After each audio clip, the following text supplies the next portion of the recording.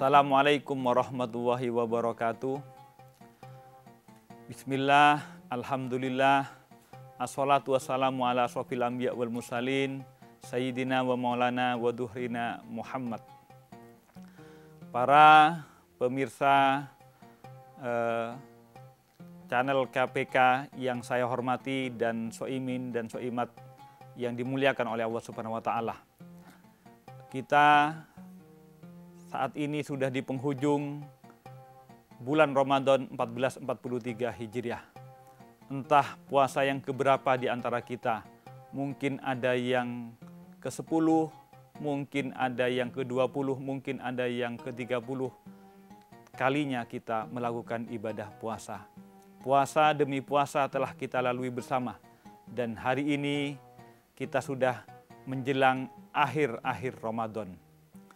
Mudah-mudahan Ramadan yang telah kita lalui bersama adalah Ramadan yang memiliki makna bagi kita. Karena kadang Ramadan demi Ramadan, puasa demi puasa, kemudian kita mengakhirinya dengan tiada bekas apapun. Mudah-mudahan kita tidak termasuk kepada golongan yang begitu. Kenapa salah satunya yang mengakibatkan kita selalu tidak memiliki makna terhadap ibadah-ibadah yang kita lakukan? Mungkin salah satunya karena kita tidak memahami apa sebenarnya esensi dari setiap ibadah tersebut. Pertama, dari ibadah tasahud ya, atau sahadat. Sahadat adalah pernyataan bahwa kita bertuhan Allah Subhanahu wa Ta'ala dan berasul Muhammad sallallahu alaihi wasallam. Asyhadu an la ilaha illallah wa asyhadu anna Muhammadan abduhu wa rasuluh. Ini adalah pernyataan dari lisan dan juga harus diyakini dari hati untuk memantapkan diri bahwa kita bertuhan Allah Subhanahu wa Ta'ala dan mengakui bahwa Muhammad utusan atau rasul Allah. Maknanya dari tasahud itu, dari syahadat ini adalah keyakinan, meyakini bahwa Tuhan kita Allah Subhanahu wa Ta'ala dan Muhammad Rasulullah. Kemudian yang kedua, ibadah sholat. Jangan juga kemudian kita sholat telah beberapa kali, mungkin beribu kali, tapi kadang mungkin tidak tersisa makna dan kemudian tidak tersapi hikmahnya. Perlu diketahui bahwa sholat itu adalah ibadah menghadapkan diri kita, pikiran kita, dan hati kita kepada Allah Subhanahu wa Ta'ala. Mulai dari berdiri, kemudian ruku, itu menyatakan diri sebagai ketaatan, sampai kepada sujud, menyatakan diri sebagai kepasrahan kepada Allah Subhanahu wa Ta'ala, dan diakhiri dengan salam. Sehingga harapannya setiap yang telah bersolat, telah menghadapkan diri, mentaati dan berpasrah kepada Allah Subhanahu wa Ta'ala. Ini poin penting makna dari solat. Yang ketiga adalah mari kita yang kita akan pelajari, yaitu tentang puasa. Apa sesungguhnya makna puasa? Mungkin secara fikih adalah menahan diri dari makan, minum, dan yang membatalkan puasa dari imsak, dari menjelang fajar sampai waktu maghrib. Itu secara fikih. Setiap kita mungkin mampu, tapi kemudian dari beberapa kita mungkin ternyata telah bertahun-tahun, telah beberapa kali menjalani puasa di bulan Ramadan, tapi hasilnya seperti tidak ada. Itu karena tidak dipahami apa sesungguhnya makna puasa. Puasa sesungguhnya adalah kalau pertama kita meyakini, menyatakan diri bertuhan, sholat kemudian menghadapkan dan berpasrah kepada Allah Subhanahu wa Ta'ala. Kalau puasa adalah membebaskan diri dari keakuan. Keakuan itu yang terjadi karena kita merasa memiliki kemampuan, merasa kemudian eksis. Nah, keakuan itu kemudian yang dibebaskan oleh puasa. Oleh karena itu kemudian ditahan untuk tidak makan, tidak minum, dan tidak membatalkan puasa. Itu sesungguhnya untuk membumikan, menghanguskan diri kita. Supaya apa? Supaya keakuan kita menjadi sirna di hadapan Allah Subhanahu wa Ta'ala. Puasa ini esensinya adalah membebaskan diri dari kesombongan, membebaskan diri merasa ada, membebaskan diri, merasa mampu dan lain-lain.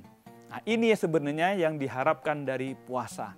Oleh karena itu kemudian kenapa selain tidak makan, tidak minum, bahkan kemudian dari tidak membatalkan puasa juga diharapkan tidak hanya meninggalkan itu, tapi juga harus kita meninggalkan hal-hal yang membatalkan pahalanya. Apa saja yang membatalkan pahala puasa? Pertama misalnya amarah. Kedua, kemudian berkata-kata bohong atau dusta. Ketiga, menyatakan mengadu domba, mengatakan sesuatu yang bisa menimbulkan konflik. Yang keempat, ghaibah atau mengatakan kejelekan orang lain. Dan yang terakhir, yang kelima, yang membubarkan ataupun mengugurkan pahala puasa adalah syahwat.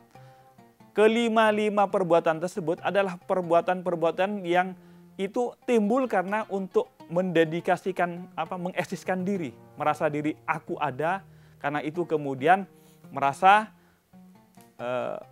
perlu kadang dengan menyatakan keamarahan, menyatakan diri dengan perbuatan pernyataan-pernyataan yang bohong, yang ghaibah, yang adu domba, bahkan juga nafsu syahwat. Itu adalah sebenarnya keakuan, merasa diri ada.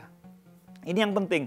Kita berpuasa sesungguhnya sejauh mana kemudian puasa yang telah kita lakukan menahan diri dari tidak makan, tidak minum, itu mampu mengontrol diri.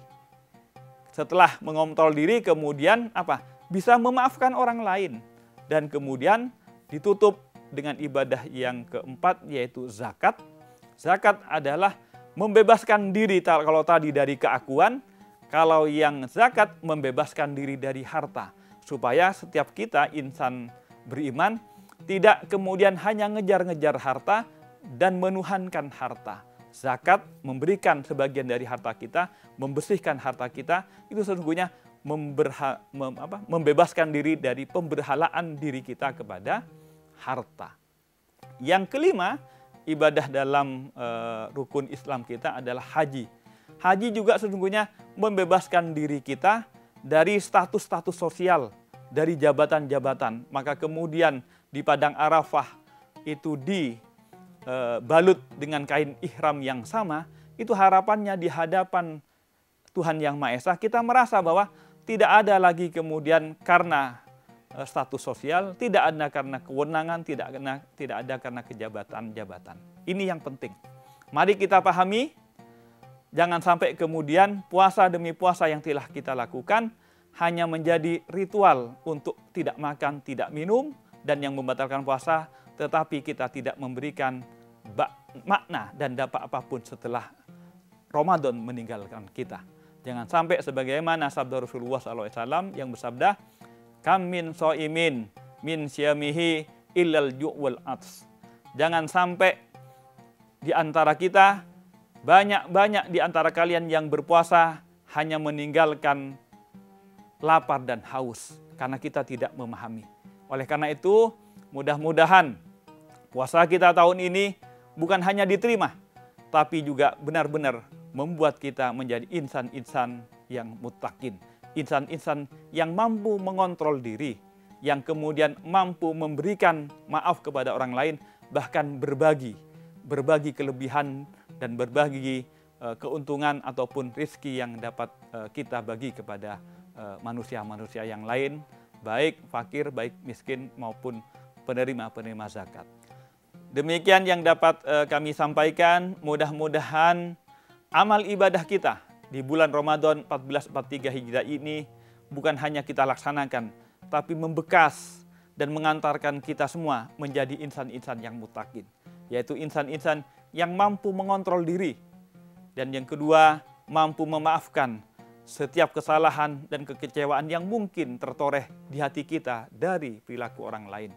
Terakhir, mampu berbagi atas anugerah dan nikmat yang dilebihkan oleh Allah SWT kepada kita. Semoga kita meraih insan-insan muttaqin pada Ramadan 1443 ini. Akhirul kalam, Taqabbalallahu minna wa minkum taqabbal ya karim, minal aidin wal faidin. Mohon maaf lahir dan batin. Wassalamualaikum warahmatullahi wabarakatuh.